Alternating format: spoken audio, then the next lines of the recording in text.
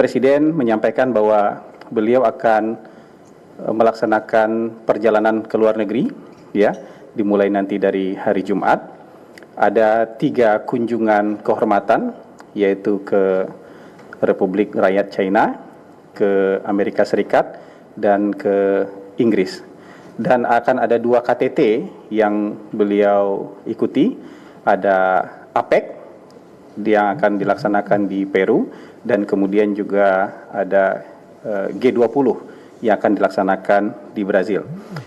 Presiden menyatakan bahwa sebenarnya beliau ingin berada di dalam negeri saja, tapi mengingat perjalanan ini sangat strategis dan sangat positif, banyak dampaknya untuk mengembangkan potensi-potensi kerjasama dan ekonomi Indonesia, maka beliau menjalankan perjalanan ke luar negeri. Tapi selama berada di luar negeri, Presiden juga menekankan bahwa seluruh anggota kabinet tetap bisa berkoordinasi dengan Presiden, karena sekarang kemajuan teknologi juga sudah maju, bisa melalui video conference bisa, melalui telepon juga bisa. Beliau juga tadi menekankan tidak usah khawatir, ya, tidak usah sungkan-sungkan kalau ada persoalan yang memang membutuhkan konsultasi dengan Presiden atau butuh jawaban Presiden, silakan hubungi beliau selama beliau berada di luar negeri. Itu yang pertama. Yang kedua, Presiden juga menekankan ada 4 persoalan penting yang kita tidak boleh main-main untuk mengatasinya. Yang pertama adalah persoalan judi online, yang kedua adalah persoalan narkoba, yang ketiga persoalan penyeludupan, dan yang keempat soal korupsi. Presiden meminta untuk keempat persoalan tadi, penegak hukum tidak boleh ragu untuk menegakkan hukum, ya. Jadi Jaksa Agung, kepolisian tadi yang diminta oleh Bapak Presiden untuk jangan ragu untuk menindak tegas, ya, soal 4 hal tadi. Dan yang terakhir tadi juga Presiden menyatakan untuk seluruh kementerian, lembaga, dan badan untuk menjalankan efisiensi dalam pelaksanaan tugas-tugas keseharian dan dalam menyelenggarakan kegiatan mereka, termasuk juga misalnya efisiensi dalam perjalanan dinas. Tadi beliau menyampaikan ilustrasi bahwa kalau seluruh perjalanan dinas ini diefisienkan, maka mungkin bisa menghemat anggaran dan bisa menjadi jaminan untuk jaminan perumahan rakyat. Bisa dijaminkan sebagai jaminan perumahan rakyat. Kira-kira ilustrasinya seperti itu. Kemudian juga beliau menekankan kita untuk tidak lagi gembar-gembor terlalu banyak menyelenggarakan seremoni-seremoni baik di tingkat nasional maupun di tingkat internasional. Ini karena kita sekarang mau fokus untuk kesejahteraan rakyat, mau fokus untuk ketahanan pangan, ketahanan energi, dan untuk menyelenggarakan makan bergizi gratis. Mungkin itu poin-poin dari hasil rapat kabinet tadi yang bisa kami sampaikan kepada teman-teman semua. Terima kasih. Assalamualaikum warahmatullahi wabarakatuh. Mungkin 3 pertanyaan saja ya. Oke. Mas Azhar, izin Rio dari CNN TV. Apakah kemudian tadi juga dibahas oleh Pak Presiden dengan sejumlah kabinet menteri, pertama tentang kemenangan Pilpres Amerika Serikat dari Donald Trump pertama itu, dan apakah kemudian dalam kunjungan Presiden ke Amerika Serikat apakah ada agenda untuk menemui Donald Trump, dan apakah kemudian yang akan berdampak pada relasi hubungan 2 negara ini, Mas? Terima kasih. Sudah resmi ya? Sudah diumumkan? Belum kan? Iya. Masih menunggu. Iya, Pak Presiden tentu masih menunggu hasil Pilpres Amerika, tapi memang kunjungan ke Amerika memang dijadwalkan untuk bertemu dengan Presiden yang sekarang dulu, tapi tentu nanti kita lihat perkembangan di sana. Bisa saja kemudian berkembang untuk, ya kan nanti setelah Bapak Presiden di sana kan mungkin sudah ada hasil sementara, walaupun belum inaugurasi, tapi juga mungkin bisa bertemu dengan pemenang Pilpres di sana, siapapun yang menang itu, gitu. Mas Alfa dari Kompas TV, mau nanya, ini kan Presiden cukup lama ya keluar negeri, apa tadi juga dibahas, walaupun Presiden bilang bisa berkoordinasi langsung dengan Presiden gitu, gimana dengan peran Wapres? Apakah kemudian akan menggantikan sementara yang biasanya tertuang di Kepres atau seperti apa? Makasih. Saya jawab. Jadi seperti biasa tentu nanti ketika Presiden menjalankan tugas ke luar negeri, maka Wakil Presiden akan diserahkan tugas untuk menjalankan tugas-tugas Presiden mengelola pemerintahan. Gitu. Jadi tadi juga beliau sarankan, tadi jangan sungkan-sungkan untuk mendengar masukan dari menteri-menteri gitu. Jadi beliau juga kasih arahan soal itu tadi. Ya. Ya. Saya Nina dari Harian Kompas. Yang terakhir ya. Ya, boleh deh, tapi agak banyak ya Pak. Wah. Yang pertama soal Presiden akan kunker ke luar negeri, dan Presiden kan menyebutkan bahwa ini strategis. Nah, jadi apa aja sih yang akan dibawa oleh Presiden yang signifikan, termasuk di KTT APEC atau mungkin di KTT G20? Apa aja kepentingan Indonesia yang akan dibawa di sana?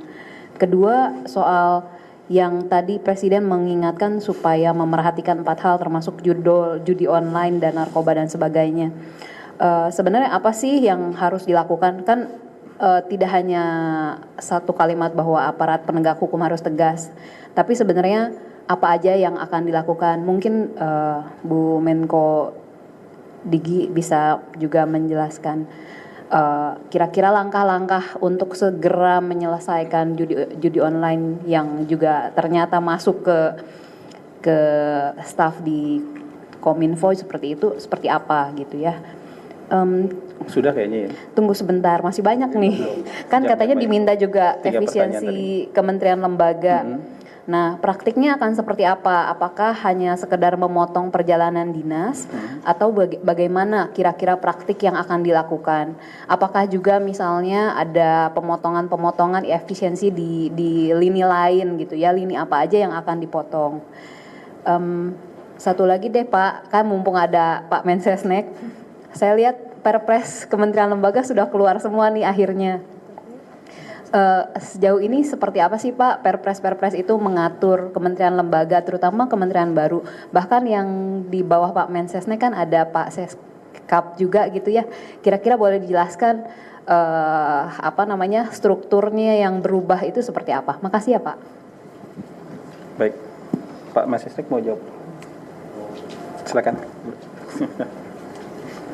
Baik, terima kasih. Ini pertanyaannya terakhir tapi saya diminta menjawab duluan. Pertama-tama benar bahwa sudah Perpres tentang kementerian-kementerian juga sudah selesai. Memang dengan adanya perubahan jumlah maupun nomenklatur kementerian, tentu di situ ada penyesuaian terhadap tugas-tugas dan fungsi kementerian-kementerian yang sebelum kabinet itu terbentuk sudah kita diskusikan, sudah kita bicarakan bersama-sama, sudah kita rancang perubahan ini, TUSI ini akan mengikuti ke kementerian yang lama ataukah ke kementerian yang merupakan pemecahan gitu. Jadi semua sudah kita bicarakan bersama-sama. Kita tunggu nanti setelah ini akan proses dilanjutkan dengan semua kementerian menyusun SOTK, kemudian segera menyelesaikan DIPA, karena di bulan November, akhir November ini kami seluruh kementerian harus sudah menyelesaikan DIPA untuk 2025. Saya kira itu berkenaan dengan masalah Perpres. Kalau tadi ada sedikit menyinggung perubahan di Kemensesnek, memang betul bahwa sekarang fungsi sekretariat kabinet berada di bawah Kementerian Sekretariat Negara supaya menjadi satu kesatuan di dalam memberikan layanan kepada Presiden maupun kepada Kabinet. Saya kira itu yang bisa kami sampaikan. Terima kasih. Saya kembalikan Mas Hasan. Bu Menteri. Ya, Bapak Ibu, teman-teman sekalian, terkait judi online, dan ini sudah kita dengar berulang kali langsung dari beliau, dari Presiden. Jadi artinya beliau kembali menegaskan bahwa kita semua harus memerangi judi online. Pesan beliau kali ini adalah bekerja sama dengan baik. Tadi disebutkan beberapa institusi atau lembaga, Polri, Jaksa Agung, kemudian juga Kemenko Polkam, dan bahkan tidak tertutup 3 itu, tapi semuanya bekerja sama, tidak boleh ada backingan. Ini bahasa beliau, tidak boleh ada yang membacking, yang membantu atau apapun itu. Jadi saya rasa kali ini pernyataan beliau kembali tegas terkait perang terhadap judi online. Beliau mengingatkan bahwa korbannya adalah masyarakat yang tidak mampu sebagian besar. Jadi tidak boleh lagi ada kong kali kong. Ini juga mengutip persis ucapan beliau, bekerja sama, bersatu untuk melawan judi online. Beliau juga melihat selain memang dalam rangka perlindungan terhadap masyarakat terutama yang tidak mampu, beliau juga melihat bahwa kalau misalnya judi online dapat berhasil kita perangi bersama, ini bisa membantu daya beli dan pertumbuhan ekonomi bisa naik, membantu kita mencapai target. Jadi kurang lebih seperti itu. Dari Kemkom DG saat ini posisi kami adalah membuka pintu lebar selebar-lebarnya. Kami belum bisa melakukan perbaikan sistem secara masif karena yang saat ini tengah dilakukan penyidikan.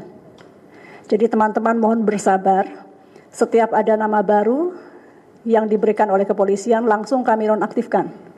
Dan rapat barusan juga kami gunakan kesempatan sesudahnya untuk berdiskusi dengan Polri, Kapolri khususnya, mengenai langkah-langkah ke depan yang tentunya ini tertutup. Sekali lagi bagi Kemkom DG saat ini adalah posisinya membuka pintu selebarnya. Mohon bersabar, kami belum bisa melakukan audit perubahan terutama dari sisi teknologi karena memang semua sedang dalam pengawasan dan penyidikan kepolisian. Saya rasa itu, terima kasih. Kembali penutupnya mungkin di Ketua PCO, Kepala PCO. Sudah berapa situs yang ditutup oleh Kemkom? Per 3 November, saya hitungnya dari KPI kami ya, pemerintahan baru, per 3 November itu sudah lebih dari 220.000. Namun demikian, teman-teman sekalian, kami tahu bahwa ini hanya satu indikasi keberhasilan saja. Karena sesungguhnya kita bukan menghitung berapa yang kita tutup, tapi perbaikan ke depan. Jadi kalau kita diminta melaporkan, kami sampaikan 220.000 lebih akun dalam 2 minggu ya. Dalam 2 minggu mungkin, 2,5 minggu.